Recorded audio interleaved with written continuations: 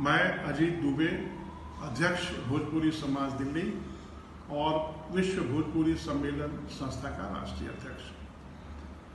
श्रीमती विजया भारती भोजपुरी लोक संगीत में जाना माना बड़ा नाम।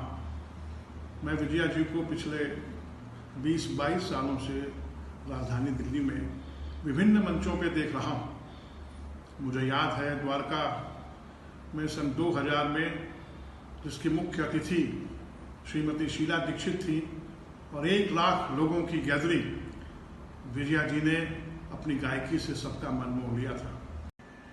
पिछले सर्वश्रेष्ठ गायकी के पुरस्कार पाने वालों में कुछ प्रमुख श्रीमती शारदा सिन्हा, श्री भरत शर्मा व्यास, श्री मनोज तिवारी मृदुल, श्रीमती मालिनी अवस्थी और पिछले विश्व भोजपुरी सम्मेलन समारोह में सर्वश्रेष्ठ गायकी का ये सम्मान मिला था श्रीमती विजया भारती को। मैं विजया जी को गायकी के क्षेत्र में नए कीर्तिमान स्थापित करें और ऊंचाइयों पर जाएं और बुलंदियों को छुएं।